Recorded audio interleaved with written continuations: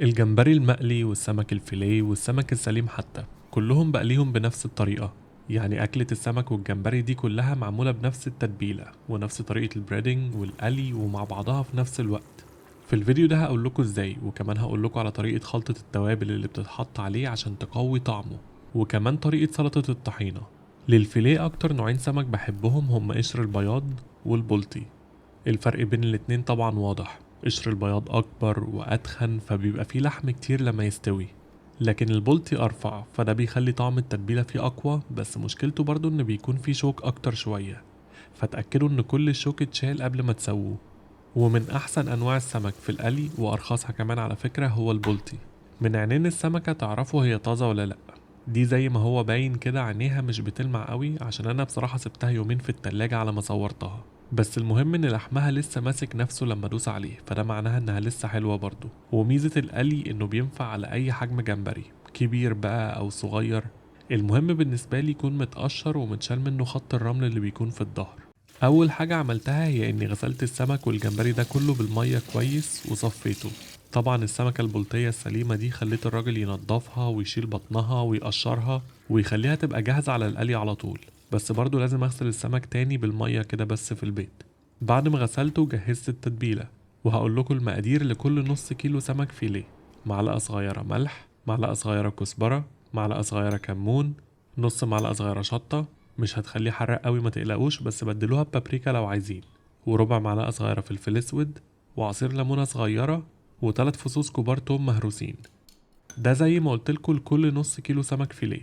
لو سمك سليم يبقى ضعف الكمية دي لسمكة وزنها نص كيلو. بس خلوا بالكم من حاجة، السمك اللي انا استخدمته في الفيديو سواء السمك اللي انا استخدمته في الفيديو سواء السليم او الفيليه هو سمك نهري، يعني عايش في مية عذبة ما فيهاش ملح، فكمية الملح اللي انا حاططها في التتبيلة مناسبة قوي ليه. لكن الجمبري اللي استخدمته بحري، وانتوا كمان لو استخدمتوا سمك بحري يعني سمك جاي من البحر عايش في مية مالحة، فالمفروض تقللوا كمية الملح اللي في التتبيلة للنص، وممكن اكتر من النص كمان.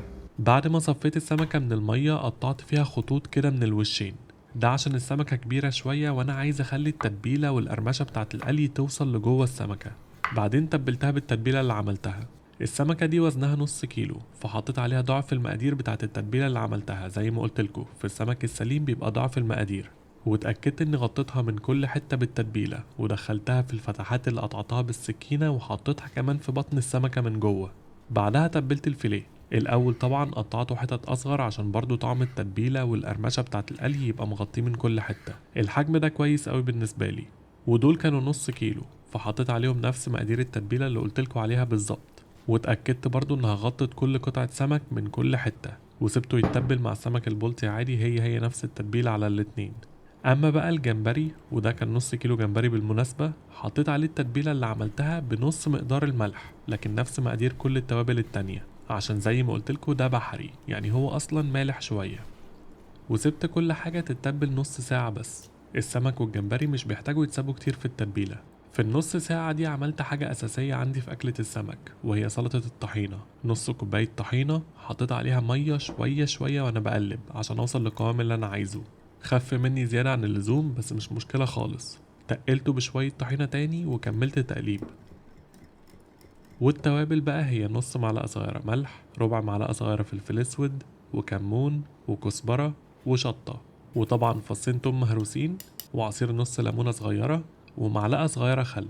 وما تنسوش زي زيت الزيتون، معلقة كبيرة على الكمية دي كويسة. قلبت كل حاجة وكده بقت جاهزة. لو هتعملوا زي الأكلة دي في سندوتشات انقلوها في إزازة سكويز كده عشان تبقى أسهل، وعلى طول خلوا الطحينة عموما متغطية عشان ما تنشفش. رجعت للسمك. البريدنج بتاع السمك المقلي بالطريقة المصرية دي بسيط جدا، لأنه عبارة عن مكون واحد وهو الدقيق. دقيق بس من غير أي حاجة ولا حتى توابل، هقول لكم ليه بعد شوية.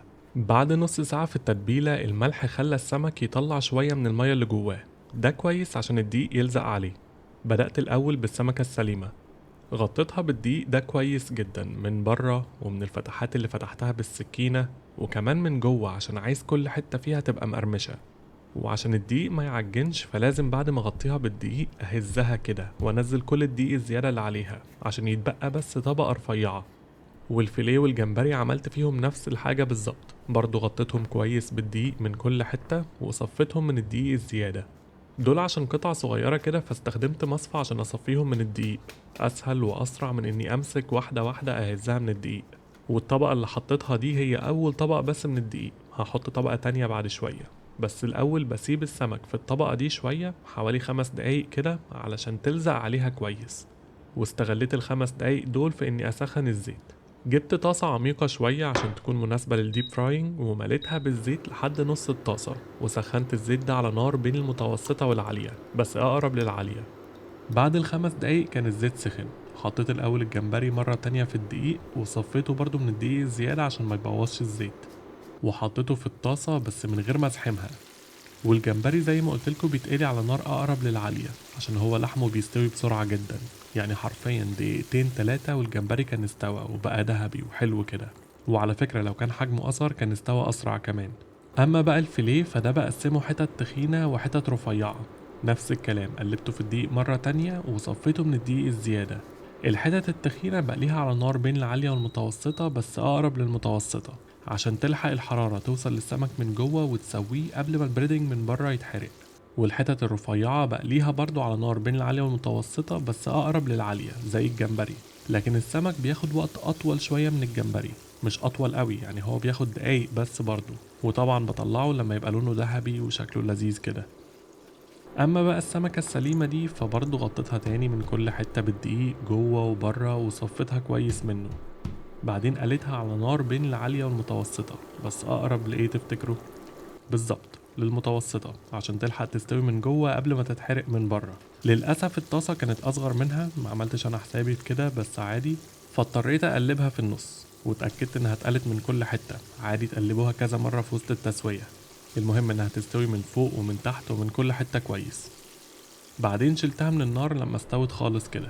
من شوية قلتلكوا اني ما حطيتش اي توابل في الدقيق بتاع السمك، ده عشان انا بحب اعرف اظبط الملح والتوابل بتاعته براحتي بعد ما يستوي. فبعمل كده باني بعمله الخلطة دي، والخلطة دي عبارة عن معلقة صغيرة ملح وكزبرة وكمون ونص معلقة صغيرة شطة وربع معلقة صغيرة فلفل اسود، وقلبتهم. طبعا واضح ان هي نفس التتبيلة لكل حاجة من اول الفيديو، سواء السمك او الجمبري او الطحينة او حتى الخلطة اللي بتترش عليهم دي.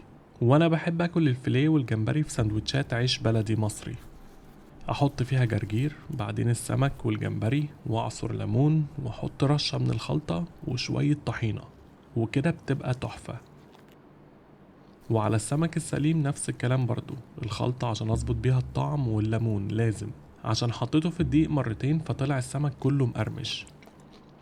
ده طبعا غير ان التتبيلة كانت حلوة ومغطياه ومخليه طعمه رهيب. قولولي انتوا بتحبوا تاكلوه ازاي. وطبعا لو وصلتوا للنقطة دي في الفيديو شكرا جدا عشان بتتفرجوا للآخر.